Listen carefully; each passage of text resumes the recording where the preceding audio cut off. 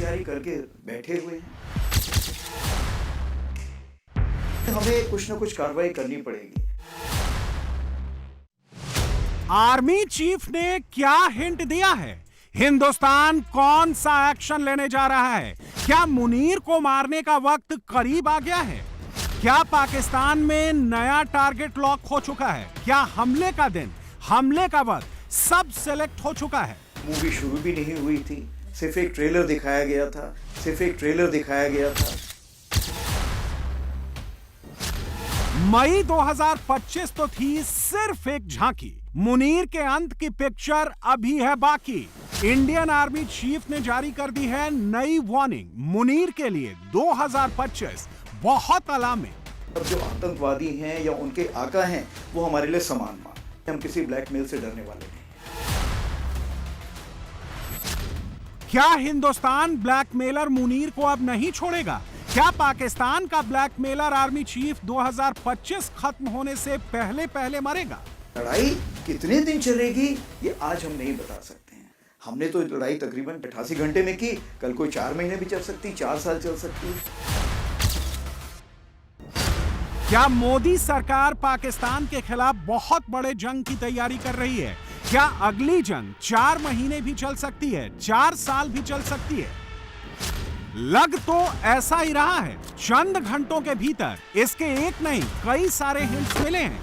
Indian army के western command ने बस कुछ घंटों पहले युद्ध की तैयारियों का एक नया टीजर लॉन्च किया है। ये तस्वीरें मुनीर को डराने वाली हैं, लेकिन इन तस्वीरों के अलावा इस वीडियो के साथ आया एक मैसेज नोट करने वाला है। वीडियो के पहले फ्रेम में ही पाकिस्तान के लिए कहा गया है, ये दम, जोश और तैयारी दुश्मन पर पड़ेगी बहुत भारी। और ये इकलौता मैसेज नहीं है। इंडियन आर्मी ने एक और वीडियो पोस्ट किया है। 10 सेकंड के इस वीडियो में भारतीय सेना ने पाकिस्तान के आतंकवादियों को वार्न किया है, क्लियर कर दिया है कि आतंकवादी अब कहीं भी छिप जाएं, बच नहीं सकते। आखिरी लाइन और भी खतरनाक है। भारतीय सेना ने कह दिया है, आतंकियों की सेंचुरी यानी उनका अड्डा सिर्फ एक इमेजिनेशन है। तो क्या इसका मतलब यह है कि इंडियन आर्म्ड फोर्सेस पाकिस्तान पर हमले के लिए रेडी हैं? और क्या प्रधानमंत्री मोदी ने अपने तीनों आर्मी चीफ से बात कर ली है? क्या बस मोदी के गो अहेड कहने भर की देरी है? क्योंकि अगर ऐसा नहीं होता तो आर्मी चीफ खुद कैमरे पर आकर युद्ध की बातें नहीं करते। पाकिस्तान पर हमले की, पाकिस्तान को सबक सिखाने की, मुनीर का खून बहाने की, इस्लामाबाद से रावलपिंडी तक, कराची से लाहौर तक तबाही मचाने की चेतावनी जारी ना करते।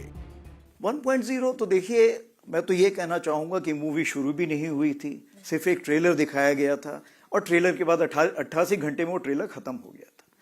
तो आगे आने वाले हालात कैसे होंगे ये इसके बारे में हम पूरी तैयारी करके बैठे हुए हैं। और अगर कोई ऐसा हमें मौका देता है पाकिस्तान, तो हम उसको भरपूर एक शिक्षा प्रदान करना चाहेंगे उसको कि कैसे एक जिम्मेवार नेशन को अपने पड़ोसियों से बिहेव करना चाहिए। अगर हमने किसी देश को हराना है और उसको सिखाना है कि भारत देश की कितनी ताकत है, तो हमें सारी ताकत एक साथ झोंकनी पड़ेगी। मेरे ख्याल से ये तो एक बड़ी चेतावनी बन के रहेगी, क्योंकि जब आप स्टेट स्पॉन्सर्ड टेररिज्म या राज्य प्रायोजित आतंकवाद को बढ़ावा देते हैं, तो ये हमारे लिए, भारत के लिए बहुत चिंता का विषय बन जाता है। क्योंकि देखिए, हम तो एक उन्नति की बात करते हैं, हम सबको साथ में लेके चलने की बात करते हैं। तो जो भी हमारे काम में रोड़ा अटकाएगा, उसके लिए हमें कुछ ना कुछ कार्रवाई करनी पड़ेगी। अब जहां तक न्यू नॉर्मल का सवाल है, आप देखिए, हमने तो यही बोला है कि पानी और खून एक साथ नहीं बह सकता। Blood and water can't flow together, talks and terror can't be together. यानी बातचीत, संवाद और आतंकवाद एक साथ नहीं चल सकता है। तो हम तो सिर्फ यही बोल रहे हैं कि आप शांति की प्रक्रिया अपनाइए, हम भी उसका साथ देंगे। जब तक ये नहीं होगा, तब जो आतंकवादी हैं या उनके आका हैं वो हमारे लिए समान मान है। दूसरी चीज ये है, जो भी आतंकवादी को बढ़ावा देगा, हम उसको जवाब देंगे। और हमारे पास अगर बैरंग चिट्ठी भी आई तो भी हमें पता है कि जवाब किसको देना है, हमें उसकी चिंता नहीं है। और जहां तीसरी बात है कि जहां तक आप ब्लैकमेल करना चाहते हैं हमें किसी चीज के लिए, मेरे ख्याल से भारत अभी इतना संपन्न है कि हम किसी ब्लैकमेल से डरने वाले नहीं हैं। लड़ाई कितने दिन चलेगी ये आज हम नहीं बता सकते हैं। हमने तो लड़ाई तकरीबन मान लीजिए 88 घंटे में की, कल कोई 4 महीने भी चल सकती है, 4 साल चल सकती है। इस चीज को मद्देनजर रखते हुए क्या हमारे पास साजो सामान है उस लड़ाई को लड़ने के लिए? क्या उसके लिए शस्त्र हैं? अगर नहीं है तो उसकी हमें तैयारी करनी पड़ेगी। हमें यह देखना पड़ेगा कि हमें 4 साल की लड़ाई तक के लिए भी तैयारी करके रखनी पड़ेगी। सोमवार को इंडियन आर्मी चीफ का बयान आया कि पाकिस्तान के आर्मी चीफ ने आनन फानन में अपनी फौज को रेडी रहने का ऑर्डर जारी कर दिया। मुनीर ने पहले वही घिसी पीटी गीदड़फक्की दी, कहा अगर भारत ने पाकिस्तान पर युद्ध थोपा तो उसका कड़ा जवाब दिया जाएगा।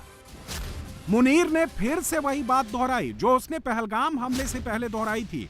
इस बार भी उसने ये बकवास की है कि जब मुसलमान अपने अल्लाह पर भरोसा करता है तो दुश्मन पर फेंकी गई मिट्टी मिसाइल में बदल जाती है।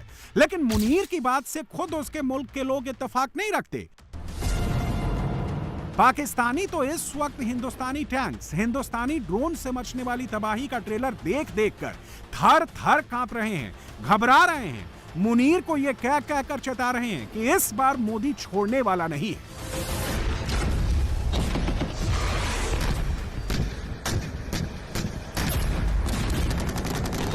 बी वेरी केयरफुल, ऑफिसर्स को वेपन्स इशू करें, फैमिलीज को वेपन्स इशू करें। हम वॉर जोन में, वॉर टाइम में दाखिल हो चुके हैं। लोग अभी तक इस माइंडसेट में नहीं आए कि हम एक अर्बन वॉर में हैं और दुश्मन हमारी सफों के अंदर है। नाज़रीन किराम, इस वक्त खामोशी है। भारत की जानिब से एक हू का आलम है। भारत में पुरस्कार धमाके हो रहे हैं, लेकिन यूं लग रहा है कि भारतीय सरकार की खामोशी एक बड़े तूफान का पेशखेमा है। भारत की जंगी तैयारियां, रोजाना की बुनियाद पे भारत में होने वाले पुरस्कार इंसिडेंट्स, ये सब कुछ एक बड़े तूफान का पेशखेमा ही है, क्योंकि इस वक्त पाकिस्तान के तमाम तर इंटेलिजेंस सोर्सेज इस जानिब एक क्लियर इंडिकेशन दे रहे हैं कि भारत एक फॉल्स फ्लैग की तैयारी कर रहा है और उस फॉल्स फ्लैग के बाद एक फुल स्केल और एक लॉन्ग टर्म वॉर जो है वो पाकिस्तान पे वेज की जाएगी। भारत के आर्मी चीफ जो जनरल द्विवेदी है, उसने अगले मोर्चों पर जाकर अपने जो ड्रोन्स पाकिस्तान के खिलाफ इस्तेमाल होने हैं, ना सिर्फ उनका जायजा लिया बल्कि अपनी स्ट्राइक कोर को ये ऑर्डर्स दिए कि भाई आप लोग फुली प्रिपेयर्ड रहें। और पंजाब के कुछ शहरों के अंदर भारतीय बॉर्डर के करीब यूं लग रहा है कि मैदाने जंग सज चुका है। दूसरी तरफ से तो तैयारियां हैं ही हैं। देखें, इस वक्त इंडिया के अंदर जो खिचड़ी पक रही है ना, वो बड़ी खतरनाक है। कहीं ये सरप्राइज एलिमेंट तो नहीं क्रिएट करना चाह रहे पाकिस्तान। देखिए, हमने अपनी सारी पॉसिबिलिटीज देखनी है। हमने हाथ पे हाथ रख के नहीं बैठना कि कुछ नहीं होता, खैर है, देखी जाएगी। नहीं, ऐसे जंगें नहीं लड़ी जाती और ऐसे जंगें जीती भी नहीं जाती। आप एंटिसिपेट करते हैं, आप दुश्मन को कमतर नहीं समझते, अंडर एस्टिमेट नहीं करते। अंडर एस्टिमेट करना ही तो सबसे बड़ी गलती होती है। मोदी के शैतानी अज़ाइम का अंदाजा तो आप इस बात से लगाएं कि आज इसने अपनी काबीना की सलामती कमेटी के साथ तवील मुशावरत की। अजीत डोवाल और अमित शाह ने उसे अलहदा से भी ब्रीफिंग दी और दूसरी तरफ भारतीय सेना रेड अलर्ट पे आ चुकी है। अगले 2 दिन इंतहाई अहम है और लगता है इस दौरान भारत कोई भी बेवकूफ़ी कर सकता है। एलओसी के आसपास भी इंडियन ड्रोन्स मुसलसल परवाजें कर रहे हैं। पाकिस्तान में भारत के हमले को लेकर पैनिक इसलिए भी मचा है क्योंकि मोदी बिहार का चुनाव जीत चुके हैं। पाकिस्तानी बाकायदा कैमरे पर वीडियो रिकॉर्ड कर करके कह रहे हैं कि मोदी अब तक बिहार चुनाव में बिजी थे, इसीलिए पाकिस्तान पर चुप थे। मुनीर के मुल्क में सबको यही लग रहा है कि अब मोदी पाकिस्तान पर कुछ बड़ा ऐलान करेंगे, हिंदुस्तानी फौज को आगे बढ़ो का ऑर्डर देंगे। इंडियन आर्मी चीफ ने अब इशारों में यही कहा है, मोदी पाकिस्तान में धमाके का ऑर्डर देने से पीछे नहीं हटेंगे। हम पूरी तैयारी करके ये बात खुद सेना प्रमुख कह रहे हैं। पहले उनकी ये बात सुनिए, फिर पाकिस्तानियों की बात आपको सुनाते हैं।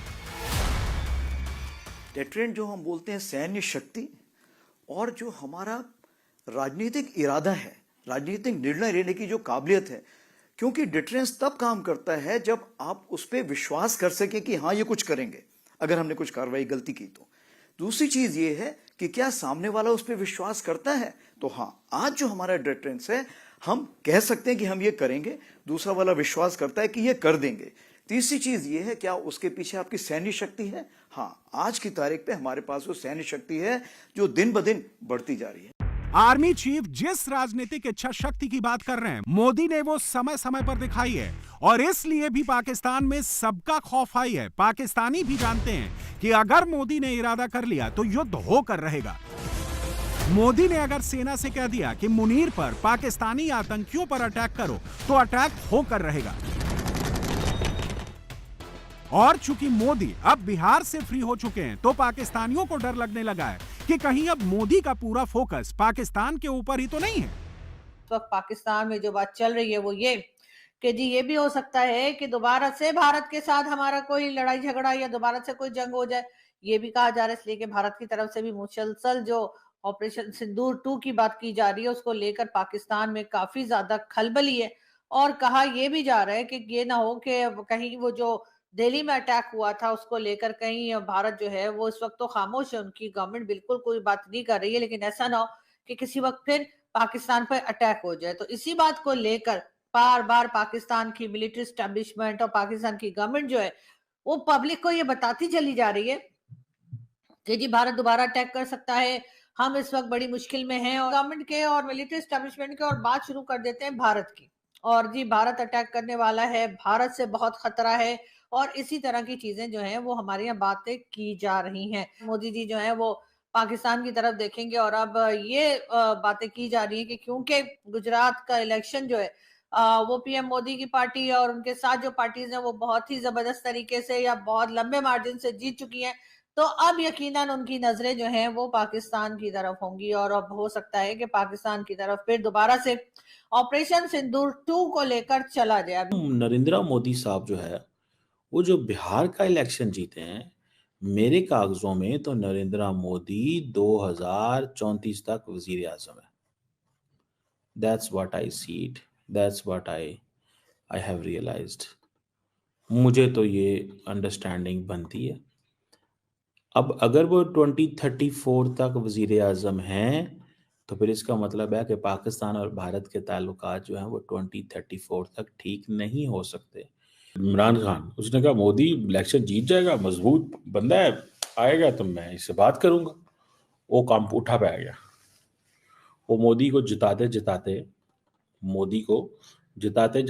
वो मोदी जो अपनी लगा के बैठा हुआ था फील्डिंग, तो वो इलेक्शन भी तो जीत गया मोदी, लेकिन उसने कश्मीर का स्टेटस बदल दिया। ठीक है जी। तो ये जो चीज़ है ना कि हमें मोदी साहब इज एक्टिव, वो हमें आगे टफ टाइम देंगे, क्योंकि उनको उसमें उनकी पॉलिटिक्स एंड फॉरेन पॉलिसी दोनों कामयाब होती है। उनकी पॉलिटिक्स एंड फॉरेन पॉलिसी दोनों कामयाब होती है। हमारे साथ वो लड़ाई करेंगे, उनको लड़ाई रास आती है हमारे साथ वो नॉर्मल ताल्लुक नहीं रखना चाहते।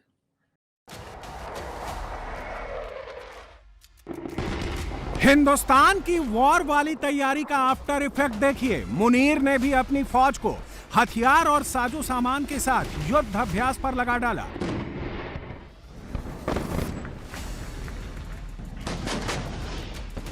कैमरे वाले धमाकों की प्रैक्टिस करनी पड़ी, लेकिन पाकिस्तानी फौज की इस वॉर एक्सरसाइज में एक बात नोट करने वाली है, और वो ये कि मुनीर ने अपने फाइटर जेट्स आसमान में नहीं उड़ाए, और ऐसा इसलिए क्योंकि फाइटर जेट उड़ाने के लिए मुनीर के पास फ्यूल ही नहीं है।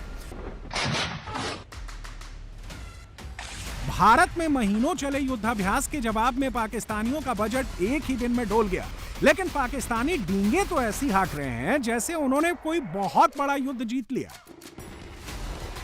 नाज़रीन किराम, पंजाब की ओपन फील्ड्स के अंदर एक्सटेंसिव वॉरफेयर एक्सरसाइजेस यानी बड़े पैमाने पर और तवील जो जंग की मशकें हैं वो पाकिस्तान आर्मी ने शुरू कर दी हैं, और इसके अंदर बेसिकली जो large scale FPV drone technology है उसे ग्राउंड फोर्सेस के साथ पाकिस्तान इंटीग्रेट कर रहा है।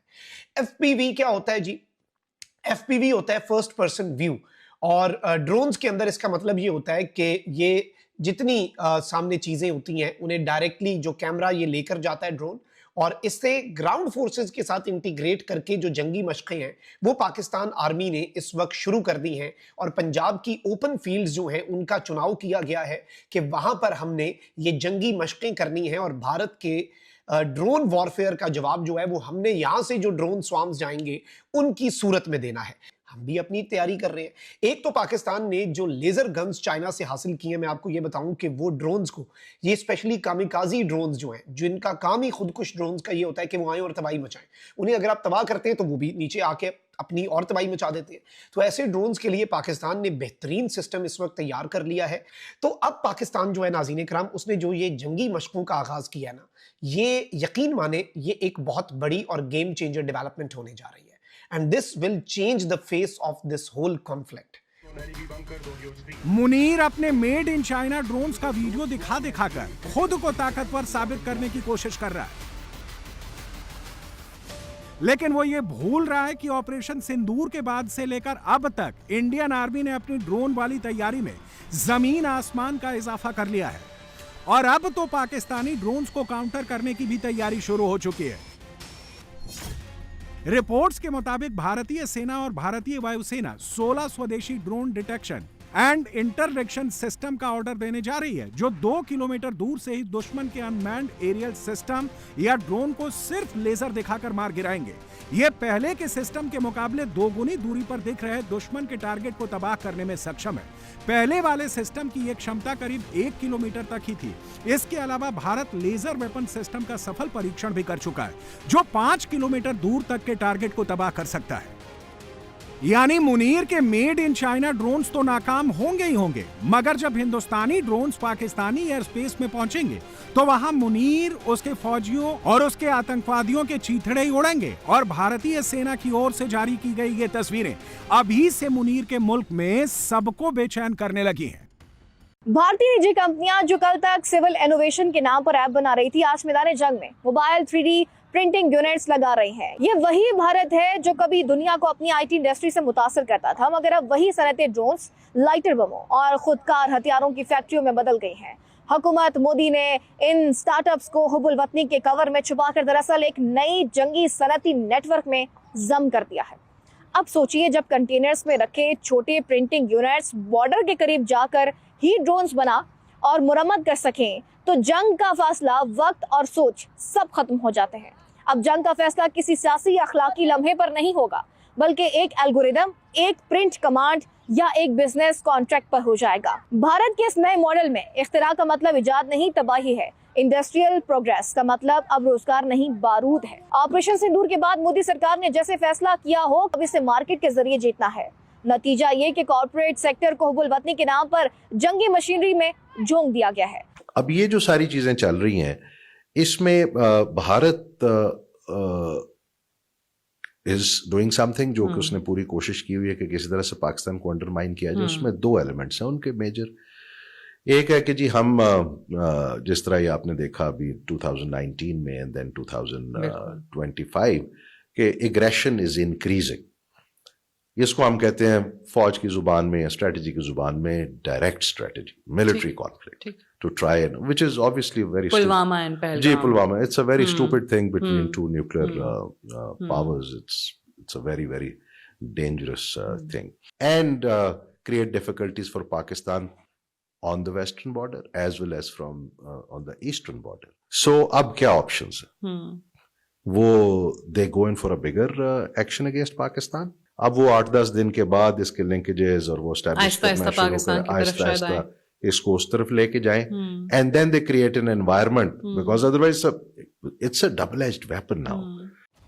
पाकिस्तान के लिए टेंशन की बात यह है कि इंडिया के आर्मी चीफ ने एक बार फिर भारत का स्टैंड क्लियर करते हुए कह दिया है कि जो आतंकवादी और उनके आका हैं, भारत अब उन्हें एक ही नजर से देखेगा।